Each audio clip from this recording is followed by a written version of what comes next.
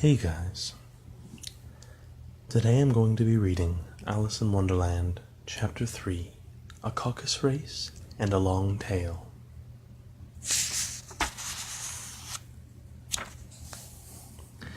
They were indeed a queer-looking party that assembled on the bank, the birds with draggled feathers, the animals with their fur clinging close to them, and all dripping wet, cross, and uncomfortable. The first question, of course, was how to get dry again. They had a consultation about this, and after a few minutes it seemed quite natural to Alice to find herself talking familiarly with them as if she had known them all her life. Indeed, she had quite a long argument with Laurie, who at last turned sulky and would only say, "I'm older than you and must know better." And this Alice would not allow, without knowing how old it was, and as the Laurie positively refused to tell its age, there was no more to be said. At last the mouse, who seemed to be a person of some authority among them, called out, "Sit down, all of you, and listen to me. I'll soon make you dry enough." They all sat down at once in a large ring with a mouse in the middle. Alice kept her eyes anxiously fixed on it, for she felt sure she would catch a bad cold if she did not get dry very soon. "Ahem," said the mouse, with an important air. "Are you all ready? This is the driest thing I know. Silence all round, if you please." William the Conqueror, whose cause was favoured by the Pope, was soon submitted to by the English, who wanted leaders, and had been of late much accustomed to usurpation and conquest. Edwin and Morcar, the Earls of Mercia and Northumberland. "Ugh," said the Laurie with a shiver. "I beg your pardon," said the mouse, frowning, but very politely. "Did you speak?" "Not I," said the Laurie, hastily. "I thought you did," said the mouse. "I proceed. Edwin and Morcar, the Earls of Mercia and Northumberland, declared for him, and even Stigand, the patriotic Archbishop of Canterbury, found it advisable." "Found what?" said the duck. "Found it," the mouse replied rather crossly. "Of course you know what it means." "I know what it means well enough. When I find a thing," said the duck, "it's generally a frog or a worm.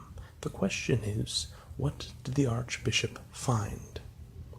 The mouse did not notice this question, but hurriedly went along. "Found it advisable to go with Edgar Atheling to meet William and offer him the crown. William's conduct at first was moderate, but the insolence of his Normans— How are you getting on now, my dear?" continued, turning to Alice as it spoke. "As wet as ever," said Alice in a melancholy tone. "It doesn't seem to dry me at all." "In that case," said the dodo solemnly, rising to its feet, "I move that the meeting adjourn for the immediate adoption of more energetic remedies." "Speak English," said the eaglet. "I don't know the meaning of half those long words, and what's more, I don't believe you do either." And the eaglet bent down its head to hide a smile. Some of the other birds tittered audibly. "What I was going to say," said the dodo in an offended tone, "was that the best thing to get us dry would be a caucus race." "What is a caucus race?" said Alice. Not that she much wanted to know, but the dodo had paused as if it thought that somebody ought to speak, and no one else seemed inclined to say anything. "Why," said the dodo, "the best way to explain it is to do it. And as you might like to try the thing yourself some winter day, I will tell you how the dodo managed it. First, it marked out a race course in sort of a circle. The exact shape doesn't matter, it said, and when all the party were placed along the course here and there was no 1, 2, 3, and away, but they began running when they liked, and left off when they liked, so that it was not easy to know when the race was over. However, when they had been running half an hour or so, and were quite dry again, the dodo suddenly called out, 'The race is over,' and they all crowded around it, panting and asking, 'But who has won?' This question the dodo could not answer without a great deal of thought, and it stood for a long time with one finger pressed upon its forehead, the position in which you usually see Shakespeare in the pictures of him, while the rest waited in silence.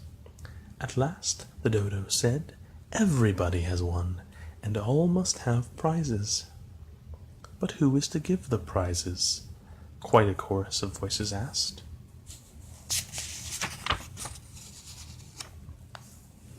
"Why, she, of course," said the dodo, pointing to Alice with one finger, and the whole party at once crowded round her, calling out in a confused way, "Prizes! Prizes!" Alice had no idea what to do, and in despair she put her hand in her pocket and pulled out a box of comfits. Luckily the salt water had not gotten into it, and handed them round as prizes. There was exactly one apiece all round. "But she must have a prize herself, you know," said the mouse. "Of course," the dodo replied very gravely. "What else have you got in your pocket?" it went on, turning to Alice. "Only a thimble," said Alice sadly. "Hand it over here," said the dodo. Then they all crowded round her once more, while the dodo solemnly presented the thimble, saying, "We beg your acceptance of this elegant thimble." And when it had finished this short speech, they all cheered. Alice thought the whole thing was very absurd, but they all looked so grave that she dare not laugh, and as she could not think of anything to say, she simply bowed and took the thimble, looking as solemn as she could. The next thing was to eat the comfits. This caused some noise and confusion, as the large birds complained that they could not taste theirs, and the small ones choked and had to be patted on the back. However, it was over at last, and they sat down in a ring and begged the mouse to tell them something more.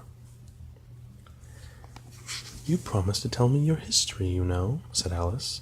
"And why is it you hate C and D?"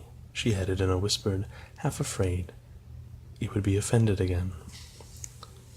"Mine is a long and sad tale," said the mouse, turning to Alice and sighing. "It is a long tale, certainly," said Alice, looking down with wonder at the mouse's tail. "But why do you call it sad?"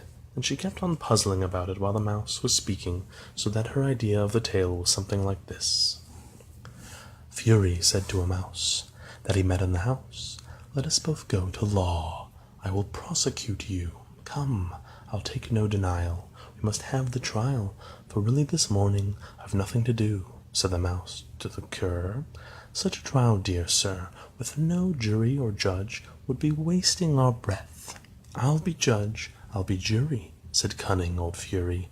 "I'll try the whole cause, and condemn you to death."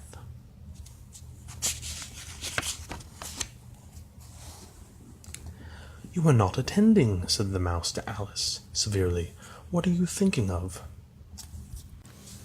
"I beg your pardon," said Alice very humbly. "You had gotten to the fifth bend, I think?" "I had not," cried the mouse, sharply and very angrily. "Not?" said Alice, always ready to make herself useful, and looking anxiously about her. "Oh, do let me help to undo it." "I shall do nothing of the sort," said the mouse, getting up and walking away. "You insult me by talking such nonsense." "I didn't mean to," pleaded poor Alice, "but you're so easily offended, you know." The mouse only growled in reply. "Please come back and finish your story," Alice called after it, and the others all joined in the chorus. "Yes, please do." But the mouse only shook its head impatiently and walked a little quicker. "What a pity it wouldn't stay," sighed the lory, as soon as it was quite out of sight, and an old crab took the opportunity of saying to her daughter, "Ah, my dear, let this be a lesson to you never to lose your temper." "Hold your tongue, Ma," said the young crab, a little snappishly. "You're enough to try the patience of an oyster." "I wish I had our Dina here. I know I do," said Alice aloud, addressing nobody in particular. "She'd soon fetch it back." "And who is Dina, if I might venture to ask the question?" said the lory. Alice replied eagerly, for she was always ready to talk about her pet. "Dina's our cat, and she's such a capital one for catching mice, you can't think, and oh, I wish you could see her after the birds. Why, she'll eat a little bird as soon as look at it." This speech caused a remarkable sensation among the party. Some of the birds hurried off at once. One old magpie began wrapping itself up very carefully, remarking, "I really must be getting home. The night air doesn't suit my throat." And a canary called out in a trembling voice to its children, "Come away, my dears. It's high time you were all in bed."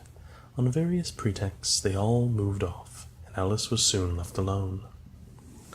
"I wish I hadn't mentioned Dinah," she said to herself in a melancholy tone. "Nobody seems to like her down here, and I'm sure she's the best cat in the world. Oh, my dear Dinah, I wonder if I shall ever see you any more." And here poor Alice began to cry again, for she felt very lonely and low-spirited. In a little while, however, she again heard a little pattering of footsteps in the distance, and she looked up eagerly, half hoping the mouse had changed his mind and was coming back to finish his story. Well, I hope you enjoyed the video, and I will be reading more of Alice in Wonderland soon. Have a good night or day, whichever it is.